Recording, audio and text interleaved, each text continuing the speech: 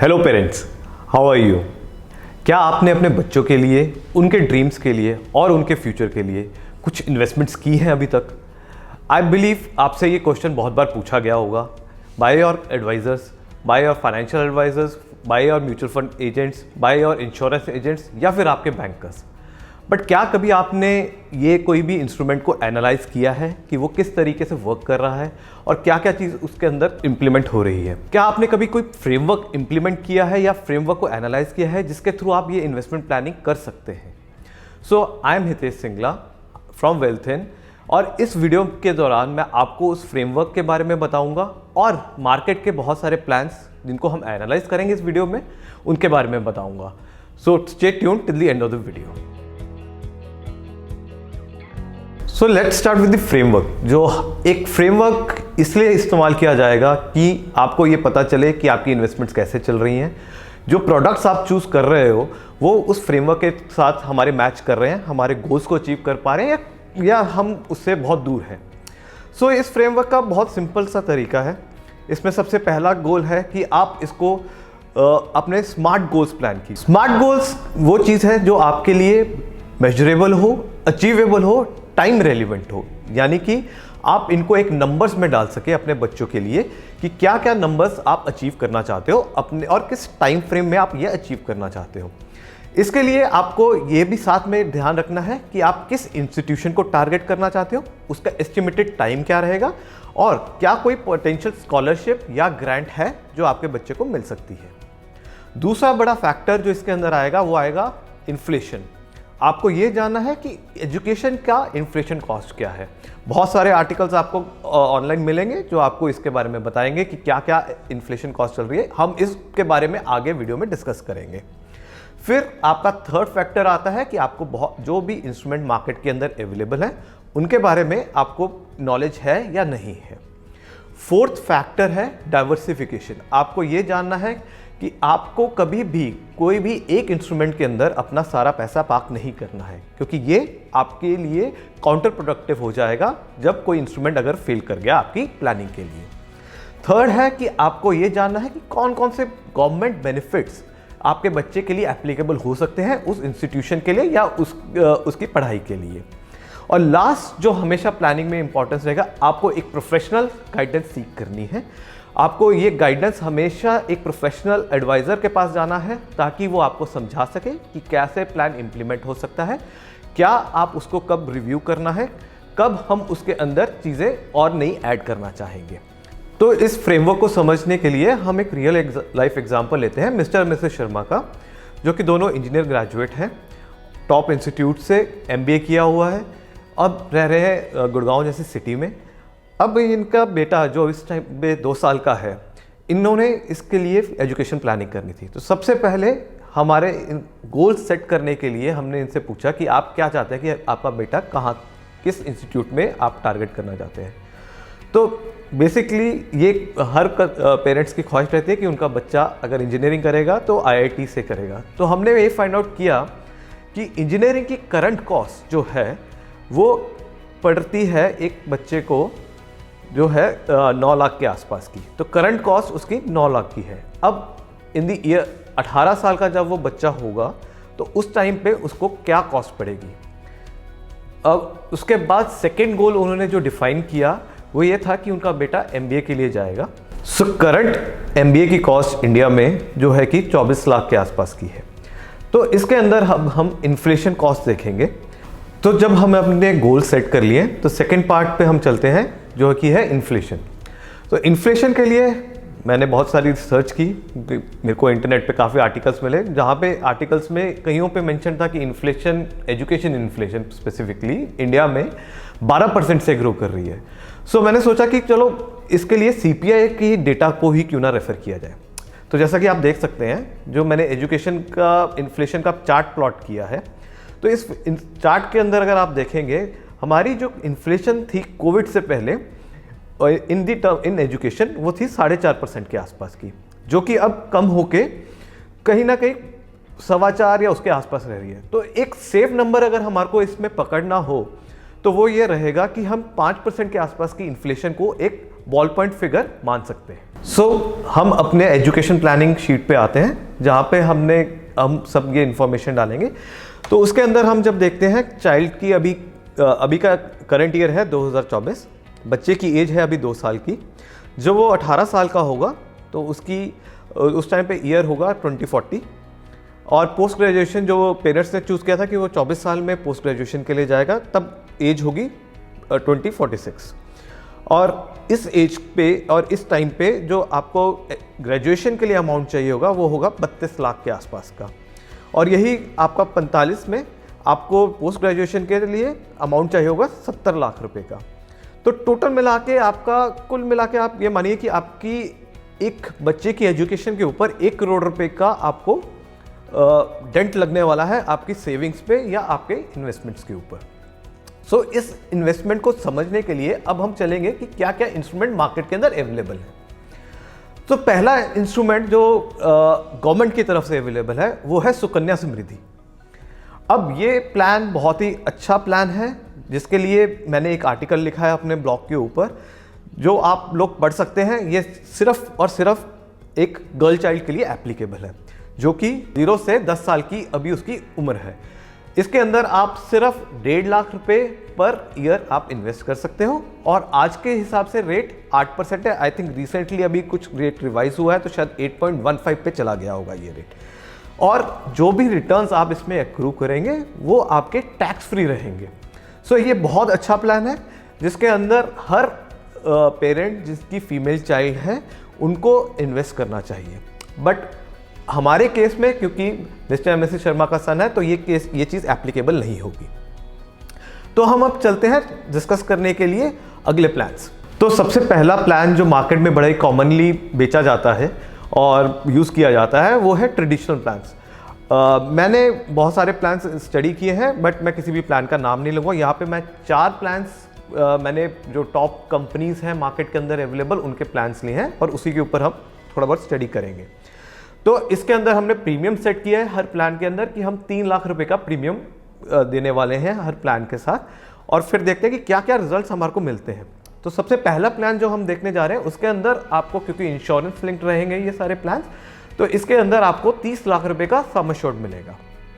आपने total premium जो 12 साल के अंदर पे किया है वो है आपका 36 लाख, और 20वें साल में आपको 84 लाख रुपए मिल जाएंगे आपकी एजुकेशन प्लानिंग के लिए, जो कि एक नंबर आप अपने जो फाइनल नंबर था उसके काफ़ी करीब तो पहुंच गए हैं। बट अगर आप इसमें एक चीज़ देखेंगे तो एक रिटर्न जो आपका इन्वेस्टमेंट का आ रहा है वो आ रहा है 6.11, जो कि बहुत ही लो रिटर्न है आपकी इन्वेस्टमेंट के लिए मेरे हिसाब से। और एक और चीज़, जो कि कोई भी इन्वेस्टमेंट प्लानिंग आप कर रहे हैं, आपको ये चाहते हैं कि आपका बच्चा वो उस प्लानिंग तक पहुंचे, वो पैसा आपके बच्चे को किसी तरीके से मिले, जिसके लिए आप एक प्रोटेक्शन ले रहे थे इस प्लान के अंदर, जो कि थी एक इंश्योरेंस के तौर पे। वो भी आपको कोई बहुत अच्छी नहीं मिली है, वो सिर्फ 30 लाख रुपए की इंश्योरेंस मिली है। मतलब अगर आपको बीच में कुछ हो भी जाता है तो आपके बच्चे को सिर्फ 30 लाख रुपए मिलेंगे, यानी कि आपकी इंश्योरेंस प्लानिंग भी कंप्लीट नहीं हो पाई। इसी तरीके से अगर हम दूसरा ट्रेडिशनल प्लान लेते हैं, उसके अंदर भी वही 3 लाख रुपए की आप पेमेंट टर्म है, बट यहाँ पे आपका जो सम एश्योर्ड है वो ज़्यादा अच्छा मिल रहा है। आपको 45 लाख रुपए का सम एश्योर्ड मिल रहा है, बट फिर भी ऐसा नहीं है कि बहुत अच्छा सम एश्योर्ड मिल रहा है। ये 45 लाख से 72 लाख तक जाएगा, फिर भी आपका जो सम एश्योर्ड था वो आपके गोल को कवर नहीं कर रहा है। क्या हम इस प्लान के अंदर अपने गोल को अचीव कर पा रहे हैं? Let's see. देखिए 16वें साल में आपको ये जो रिटर्न मिल रहा है वो आपको दे रहा है 57 लाख रुपीस, और रिटर्न ऑन इन्वेस्टमेंट अगर हम फिर कैलकुलेट करें तो 6.06% की, जो कि आपके लिए फिर से सफिशिएंट नहीं है मेरे हिसाब से। थर्ड प्लान पे चलते हैं। थर्ड प्लान भी कुछ सिमिलर ही है, कुछ ज़्यादा फर्क नहीं है इसके अंदर भी। सम एश्योर्ड वही चल रहा है इसके अंदर, 48 to 71 लाख तक का आपका सम एश्योर्ड चल रहा है, और आपको 55 लाख रुपए आपको मिल जाएंगे, बट रिटर्न ऑन इन्वेस्टमेंट 4.9 की है। फिर आता है हमारा ट्रेडिशनल चौथा प्लान। चौथे प्लान में जब हम जाते हैं तो इसके अंदर अगर आप देखेंगे ये प्लान आपको रिटर्न दे रहा है 45 लाख रुपए का, और रिटर्न ऑन इन्वेस्टमेंट यहाँ पे भी 4.5 लाख की है। तो ट्रेडिशनल प्लान्स आपको कहीं ना कहीं 4 से 6% का रिटर्न दे रहे हैं, और जो सम एश्योर्ड है या आपका जो रिस्क कवरेज है वो भी आई थिंक बहुत ज़्यादा सफिशिएंट नहीं है। बट क्योंकि ये सारे गारंटीड प्लान हैं, यानी कि ये पैसा आपको गारंटीड मिलेगा आपकी मैच्योरिटी पे, तो बहुत सारे लोग इसको चूज़ करते हैं। अब आपको ये प्लान पसंद है या नहीं पसंद है, ये आपकी चॉइस है, मैं इस पर कोई रिकमेंडेशन आपको नहीं दे रहा हूँ। उसके बाद हम चलते हैं, नेक्स्ट है यूलिप प्लान्स। यूलिप होता है यूनिट लिंक्ड इंश्योरेंस प्लान, यानी कि ये जो भी पैसा आप दोगे इसमें से कुछ आपको इंश्योरेंस कवरेज देगा और कुछ पैसा आपका मार्केट के इन फंड्स के अंदर लगेगा। सो ये भी बहुत प्लान है जो मार्केट के अंदर बहुत यूजुअली सेल किया जाता है। अगेन मैंने 4 कंपनीज जो हमारी टॉप कंपनीज है उनके सारे प्लान्स को कंपेयर करने की कोशिश की है। प्रीमियम अमाउंट हमारा वही है 3 लाख रुपए का। अब यूलिप प्लान में जो इंश्योरेंस अमाउंट होता है वो 10 गुना ज़्यादा होता है, तो आपका जो प्रीमियम 3 लाख का है तो आपका जो सम एश्योर्ड है वो 30 लाख रुपए का आपको सम एश्योर्ड मिलने वाला है। अब हम इसकी कैलकुलेशन जनरली IRDA की गाइडलाइंस के मुताबिक हर प्लान को 8% के हिसाब से कैलकुलेशन देनी होती है, बट क्योंकि मैं मानता हूँ कि ये मार्केट लिंक्ड है तो हम इसको सेफर साइड पे 12% की कैलकुलेशन पे देखना चाहेंगे, क्योंकि हमारे जो भी मार्केट के अंदर मार्केट लिंक प्रोडक्ट्स होते हैं उनको हम सेफर साइड 12% मानना चाहते हैं। तो अगर आप देखेंगे कि आपने जो 10 साल के लिए पेमेंट किया उसके बाद आपको इसके अंदर 74 लाख रुपए मिल रहे हैं। 30 लाख का इंश्योरेंस मिला, 74 लाख रुपए आपको आपकी मैच्योरिटी पे मिला अगर 12% का आपका रिटर्न आता है, और रिटर्न ऑन इन्वेस्टमेंट जो है आपकी 10% की आ रही है। तो यानी कि कुछ हद तक आपको रिलीफ मिल रहा है इसके अंदर कि आपका रिटर्न अच्छा मिल रहा है 12% के हिसाब से। इसी तरीके से दूसरे यूलिप प्लान में चलेंगे, वो भी यही कर रहा है। आपको वहाँ पे जो 12% का आपका रिटर्न है अगर उसके हिसाब से कैलकुलेट करें, तो सेकेंड प्लान में जब हम जाते हैं तो वहाँ पे हम देखेंगे कि आपने जो 15 साल का प्लान लिया था वही 3 लाख की पेमेंट जा रही थी, सम एश्योर्ड आपको वही 30 लाख रुपए का मिल रहा था। इसके अंदर आप 67 लाख रुपीज़ अपने 15वें साल में आपको मिल रहे हैं, जो कि अगेन फिर से कुछ नंबर आपके क्लोज आ गया है आपके जो टारगेट्स थे, बट रिटर्न जो है वो 8.6% का बन रहा है। थर्ड प्लान पे चलते हैं। थर्ड प्लान में भी यही वही है, 3 लाख रुपए का आपने प्रीमियम अमाउंट दिया है, सम एश्योर्ड आपका 30 लाख रुपए का है। इसके अंदर कुछ बेनिफिट है कि आपके जो चार्जेस हैं जो ये प्लान्स ले रहे हैं आपसे, वो तीसरे और छठे और 10वें साल में आपसे कम चार्जेस ले रहे हैं, वो आपको स्क्रीन पे दिखाई दे रहे हैं। बट जो आपका रिटर्न बना वो अगेन 8.3 है, जबकि आपका फंड जो है 12% का दे रहा था रिटर्न। तो हम आते हैं अपने चौथे यूलिप प्लान पे। इस प्लान में हम 15 साल का पूरा पेमेंट करने वाले हैं। पूरा 15 साल के पेमेंट के बाद जब हमारा रिटर्न हमने कैलकुलेट किया वो 8% पे कर रहे हैं, क्योंकि ये प्लान इस तरीके से डिज़ाइन था कि मैं इसकी वैल्यू ज़्यादा चेंज नहीं कर पाया। तो 8% के ऊपर आपको 8% का रिटर्न मिल रहा है और आपका सम एश्योर्ड 45 लाख का है। इन सब प्लान में यही सबसे ज़्यादा मेरे को खामी दिखाई दी कि आपके जो सम एश्योर्ड है वो आपके पूरे नहीं आ रहे हैं। फिर तीसरा एक प्लान है जो मुझे लगता है कि काफ़ी अच्छा प्लान है, जिसके अंदर हम एक सिप अमाउंट स्टार्ट करते हैं और साथ के साथ इंश्योरेंस ले लेते हैं, एक टर्म प्लान ले लेते हैं जो कि हमने 1.5 करोड़ का लिया है। तो हमारे को 1 करोड़ का अपने बच्चे के लिए एजुकेशन के लिए प्लानिंग चाहिए थी, उसके हिसाब से हमने 1.5 करोड़ का ओवर ही हमने सम एश्योर्ड ले लिया है। जब इस प्लान को हम 15 साल के लिए चलाते हैं, 10 साल या 11 साल का इसके अंदर पेमेंट टर्म रखते हैं, तो हमारे को जो 15वें साल में आपको जो पैसे मिलने वाले हैं वो है 98 लाख रुपीज़। ये 98 लाख रुपीज़ जो हैं, यानी कि आपके जो टारगेट थे उसके बिल्कुल आप बराबर आ गए हो। आपने जो रिटर्न एक्रू किया वो डिपेंड करेगा कि आपने सम टर्म इंश्योरेंस किस कंपनी से लिया है, उसके प्लान के हिसाब से ये 10 से लेकर 11% के बीच में कहीं ना कहीं वेरी कर रहा है। तो ये प्लान मुझे ऐसा लगा कि काफ़ी सफिशिएंट आपको कवरेज दे रहा है और बहुत ही सफिशिएंट आपका रिटर्न आपको बना कर दे रहा है। बट चॉइस आपकी है, ये सारे प्लान्स मार्केट के अंदर अवेलेबल हैं। तो इसके साथ, ये फ्रेमवर्क के साथ आप इम्प्लीमेंट करते हुए आप अपने सारे गोल्स प्लान कर सकते हैं, अपने बच्चे की एजुकेशन के सारे गोल्स प्लान कर सकते हैं। इसके साथ मैं एक और एसेट आपके साथ डिस्कस करना चाहूँगा, वो है गोल्ड। देखिए, आपने सब पैसा इक्विटी मार्केट में नहीं लगाना है, कुछ पैसा आप अपनी गोल्ड इन्वेस्टमेंट पे रखिए। Gold as an investment instrument 8% का रिटर्न पिछले कुछ काफ़ी सालों से देकर गया है। तो अगर आप उसको भी अपने इन्वेस्टमेंट में रखेंगे, अपने इन्वेस्टमेंट एलोकेशन में रखेंगे, तो आपको काफ़ी अच्छे रिटर्न्स मिल सकते हैं और थोड़ा सा आपका सेफ्टी फैक्टर भी बना रहेगा कि जब मार्केट ऊपर या नीचे होगी तो आपको कुछ डर नहीं लगेगा कि क्या हो गया मेरी इन्वेस्टमेंट्स के साथ। तो अब हम आते हैं last part of the framework, जिसके अंदर आपका है फाइनेंशियल एडवाइजर।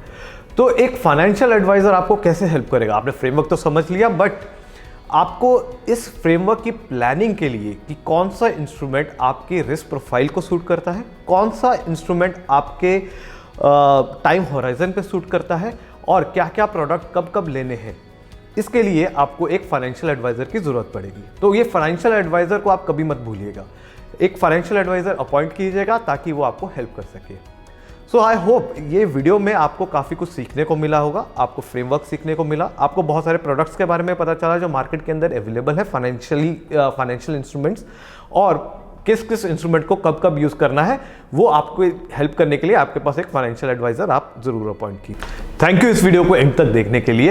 आई होप आपने काफ़ी कुछ सीखा होगा इस वीडियो से, और ऐसी इंफॉर्मेटिव वीडियोज़ के लिए आप हमारे को लाइक कीजिए, सब्सक्राइब कीजिए, और नीचे दिए गए ईमेल आईडी पे या वेबसाइट के थ्रू आप हमारे को कांटेक्ट कर सकते हैं।